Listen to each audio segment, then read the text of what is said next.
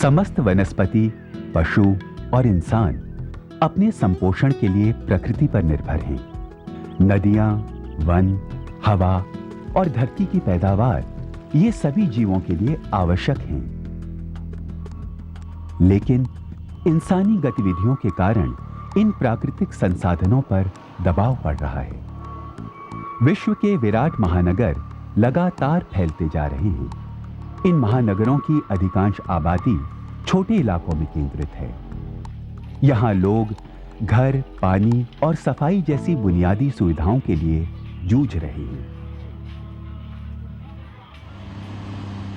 कोयले और तेल जैसे पारंपरिक ऊर्जा स्रोतों की खपत तेजी से हो रही है। माना जाता है कि अगले 40 वर्षों में यह स्रोत समाप्त हो सकते हैं। कार्बन डाइऑक्साइड के बढ़ते उत्सर्जन की वजह से जलवायु में भी परिवर्तन हो रहा है। हमारी आधुनिक जीवन शैली पर्यावरण और प्राकृतिक संसाधनों को प्रभावित कर रही है। इन चुनौतियों की वजह से हमारा भविष्य संकट में पड़ गया है।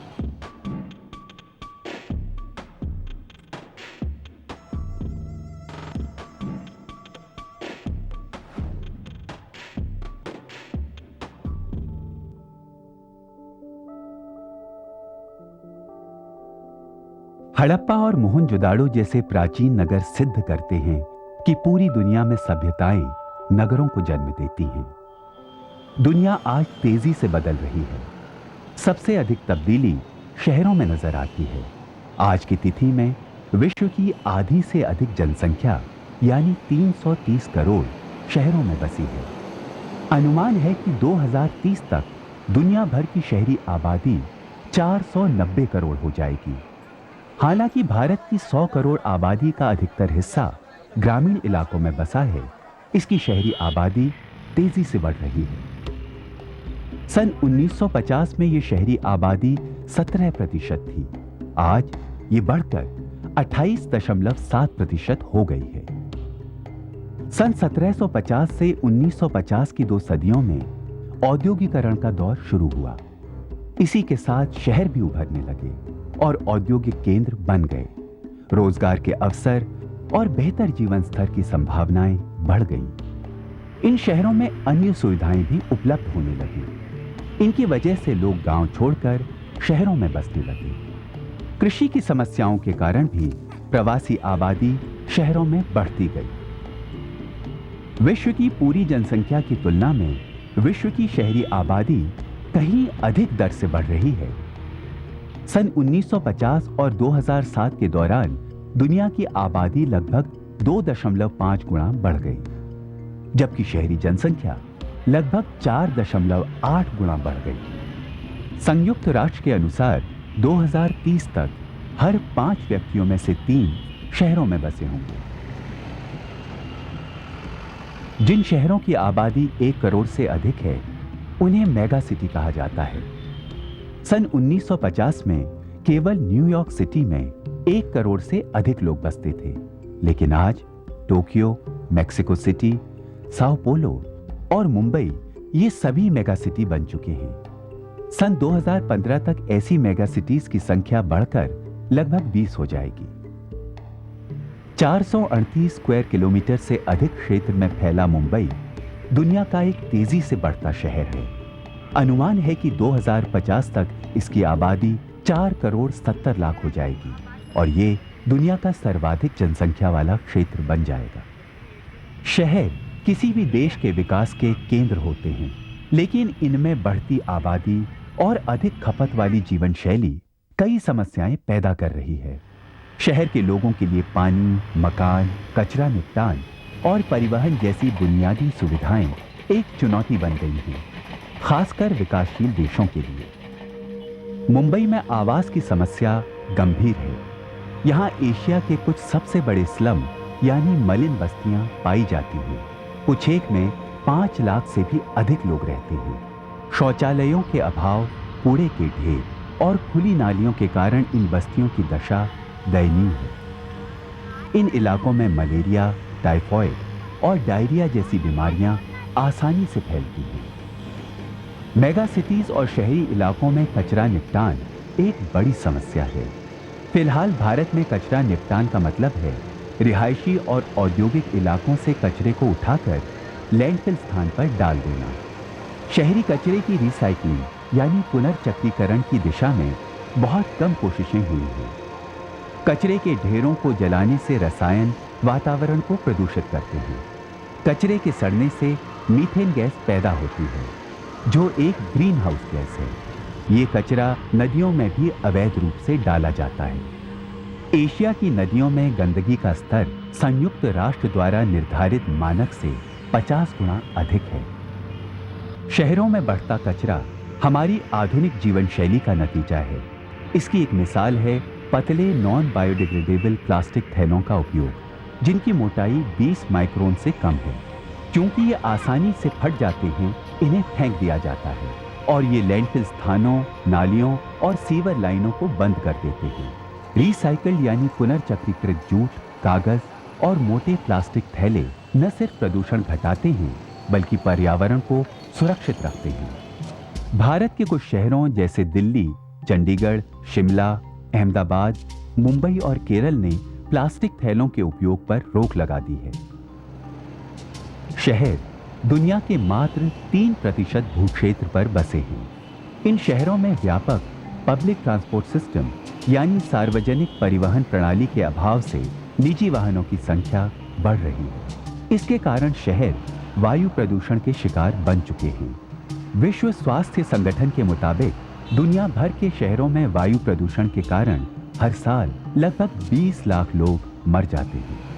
वाहनों से निकले धुएं में कार्बन डाइऑक्साइड होती है, जो एक प्रमुख ग्रीन हाउस गैस है। उद्योग, जो विकास के लिए जरूरी हैं, वायुमंडल में कई प्रकार के प्रदूषक उत्सर्जित करते हैं।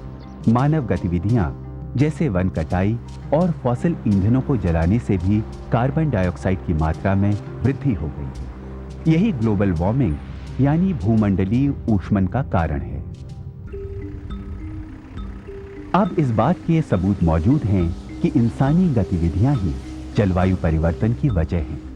वायुमंडल में कार्बन डाइऑक्साइड का वर्तमान स्तर 380 पार्ट्स पर मिलियन अर्थात पीपीएम है, जो औद्योगिक क्रांति पूर्व काल से लगभग 100 पीपीएम अधिक है। Intergovernmental panel on climate change यानी आईपीसीसी के अनुसार पिछले 100 वर्षों में पृथ्वी की जलवायु लगभग 1 डिग्री सेल्सियस अधिक गर्म हो चुकी है।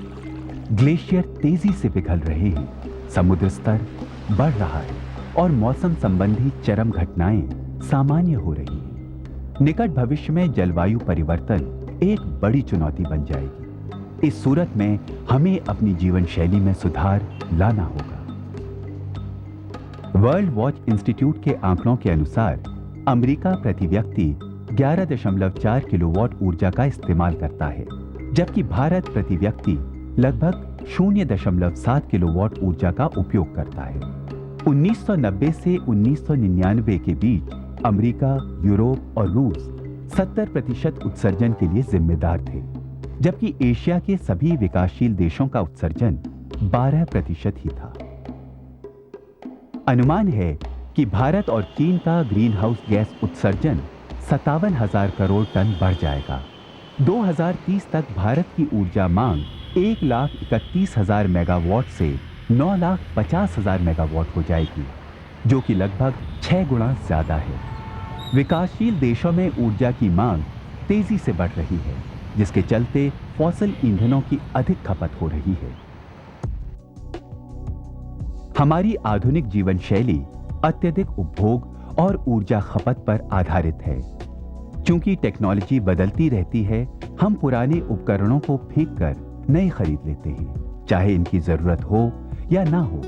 कई वस्तुओं को रिसाइकल करने के बजाय हम एक ही इस्तेमाल के बाद फेंक देते हैं। खरीदना, फेंकना और फिर खरीदना, यह एक चक्र बन गया है। इसकी वजह से प्राकृतिक संसाधनों पर दबाव पड़ रहा है, पर इस दबाव के और भी कारण हैं, जैसे खनन, वन कटाई और घास वनस्पति की अत्यधिक चराई। भूमि, ताजे पानी और लकड़ी की मांग में बेहिसाब वृद्धि हो रही है। पिछले 25 वर्षों में लकड़ी उपभोग 45% अधिक हो गया है। 1970 से अब तक विश्व के वन घट गए हैं।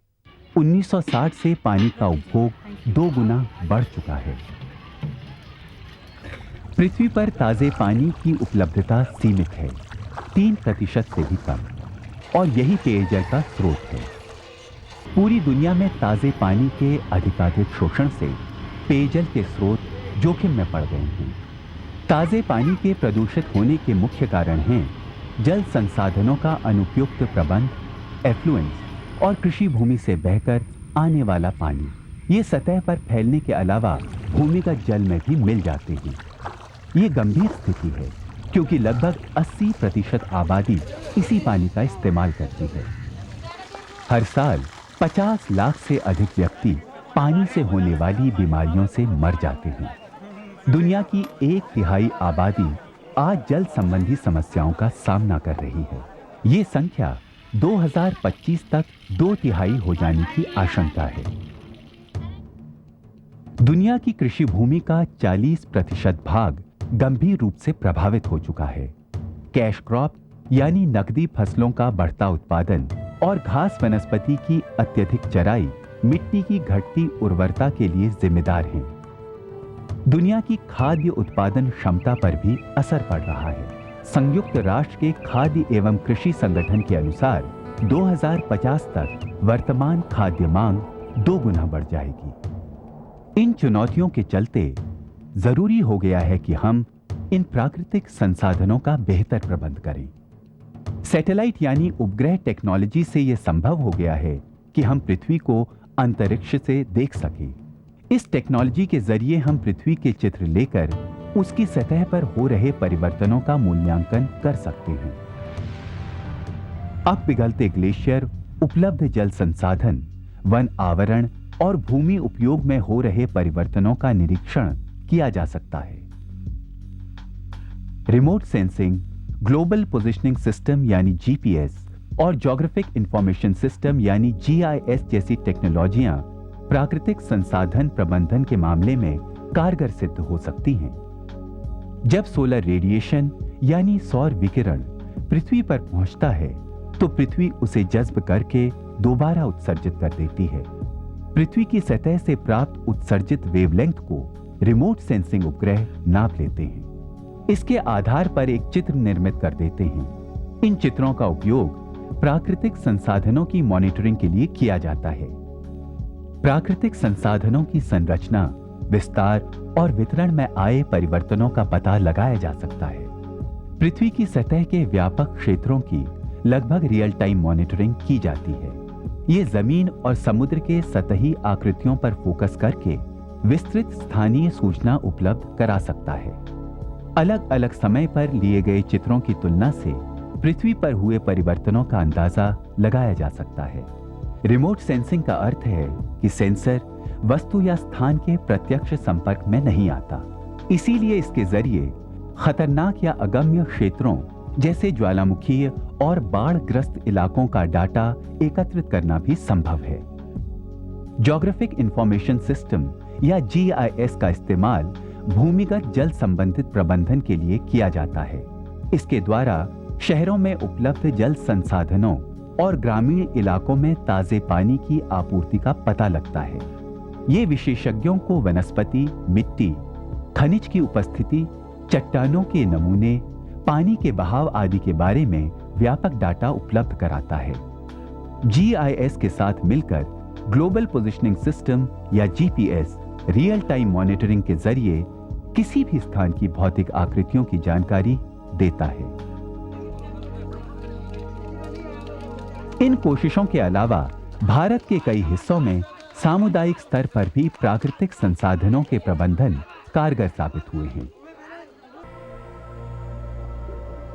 भारत में वाटर हार्वेस्टिंग यानी जल संचय की 2000 साल से भी अधिक पुरानी परंपरा है।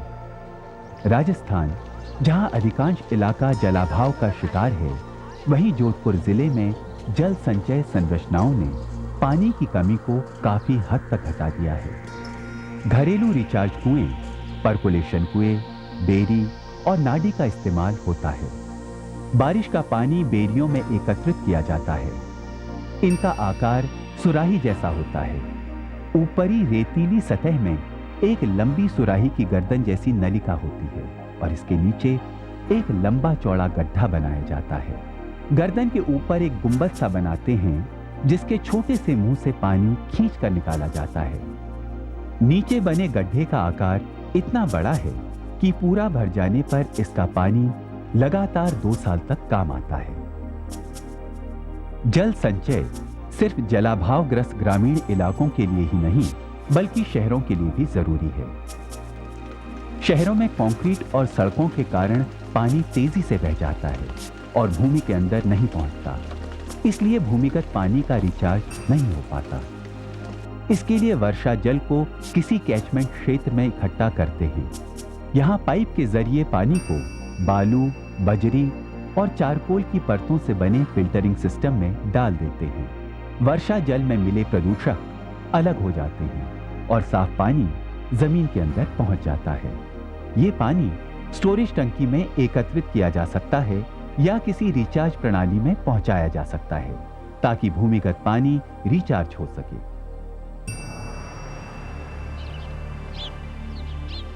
जलाभावग्रस्त इलाकों में पानी की आपूर्ति का मतलब है बेहतर खाद्य सुरक्षा। गुजरात के कुछ सूखे इलाकों में चेक डैम और जल ग्रहण प्रणालियों के निर्माण से कृषि गतिविधियां संभव हो गई हैं। क्योंकि बहुत से लोगों की आजीविका उनके पशुओं की सेहत पर निर्भर करती है, चारे की आपूर्ति महत्वपूर्ण है। फॉडर बैंक द्वारा पशुओं के लिए चारा शुष्क मौसम में भी उपलब्ध होने लगा है। अगर हमें संसाधनों को बचाना है तो हमें अपनी जीवन शैली में बदलाव लाना होगा। हमें यह समझना चाहिए कि धरती इंसान की जरूरत को पूरा कर सकती है, उसके लालच को नहीं।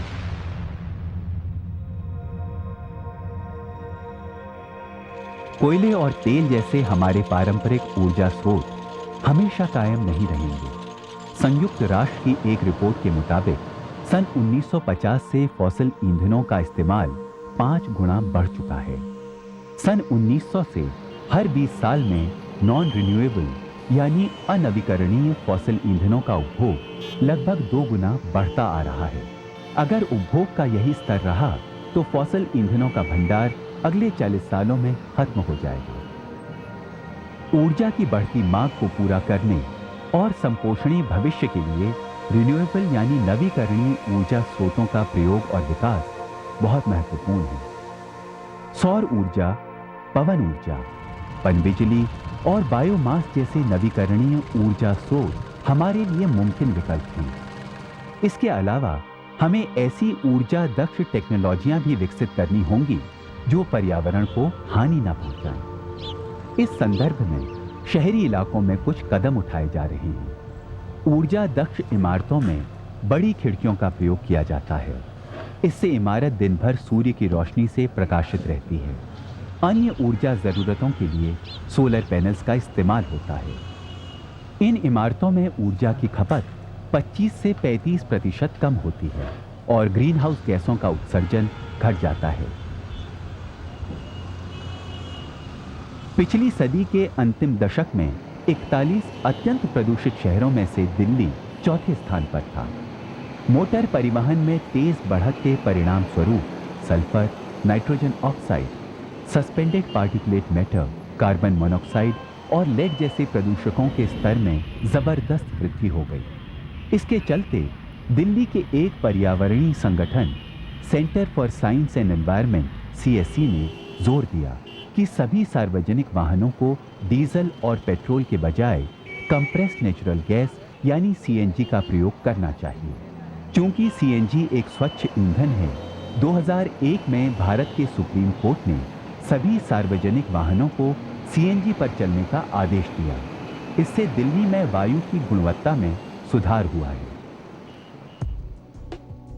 छोटी बड़ी कोशिशों के कारण लोग पर्यावरण के प्रति जागरूक हो गए हैं। जन आंदोलन कई जरूरी मुद्दों पर आवाज उठाते हैं। सूखे इलाकों में खेतों की सिंचाई एक गंभीर समस्या है, लेकिन महाराष्ट्र ने पानी पंचायत संरचना के द्वारा इसका हल निकाला है। इसके अंतर्गत गांव के लोग जल का वितरण निर्धारित करते हैं। दिल्ली में यमुना को बचाने के लिए यमुना जिए अभियान ठोस कदम उठा रहा है। वन संसाधनों की सुरक्षा के लिए उत्तराखंड की वन पंचायतें भी कई उपयोगी कदम उठा रही हैं। टिहरी में किसानों का बीज बचाओ आंदोलन दर्शाता है कि रसायनों के बिना फसल उत्पादन कैसे संभव है। नई सड़कों के निर्माण के लिए पेड़ों की कटाई होती है। इसे रोकने के लिए भी लोगों ने आवाज उठाई है। दिल्ली रिज संरक्षण अभियान इसी की एक मिसाल है। देश भर में स्कूल वृक्षारोपण को बढ़ावा देते हैं, जिससे हरियाली बनी रहे। 2 फरवरी 2009 को कई विद्यालयों के बच्चों ने वर्ल्ड वेटलैंड डे मनाया। हर वर्ष पक्षियों और जानवरों की लगभग 10 प्रजातियां विलुप्त हो जाती हैं, लेकिन ये प्राकृतिक चक्र का हिस्सा है।